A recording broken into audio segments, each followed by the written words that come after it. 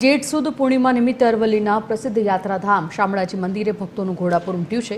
હજારો શ્રદ્ધાળુઓ ભગવાન શામળિયાના દર્શન કરીને ધન્યતા અનુભવી રહ્યા છે। પૂર્ણિમાએ પોતાના આરાધ્ય દેવના દર્શનનું વિશેષ મહત્વ હોવાથી મંદિર પરિસર ભક્તિમય બન્યું। તો મંદિર પરિસરમાં વહેલી સવારથી જ ભક્તોની લાંબી કતારો જોવા મળી હતી। આજે પૂર્ણિમાના પાવન અવસરે નિજ મંદિરમાં ભગવાનના ગર્ભગૃહને વિશેષ ફૂલોનો શણગાર કરાયો હતો। ત્યારે દિવસ દરમિયાન હજારો ભક્તો ભગવાન શામળિયાના દર્શન કરી પોતાની બાધા આખડી પૂરી કરશે। દર પૂનમે અમારી ફેમિલી સાથે અમે આવતા હોઈએ છીએ।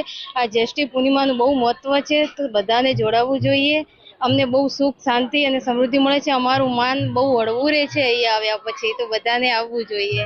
आज रोज जेठ सुद पूनम એટલે કે ભગવાનની સ્નાન આદિ પૂનમ કહેવાય, જેમાં જ્યેષ્ઠાભિષેક સ્નાન આદિ જગન્નાથજી જન્મોત્સવ તરીકે પણ ઓળખાય છે। એવી સુંદર મજાની જેઠ સુદ પૂનમના દિવસે ભગવાનનું સરસ સ્નાન આદિ પૂજન થઈ શણગાર આરતી પર્યંતની સેવા સંપન્ન થઈ છે।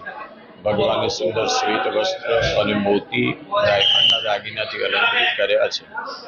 સાથે 11:30 વાગે રાજભોગ, સવા 12 વાગે રાજભોગ આરતી, ત્યાર પછી 2:15 વાગે ઉત્થાપન, સાંજે 7 વાગે શયન, 8:15 વાગે શયન, 8:30 વાગે મંદિર મંગલ થશે।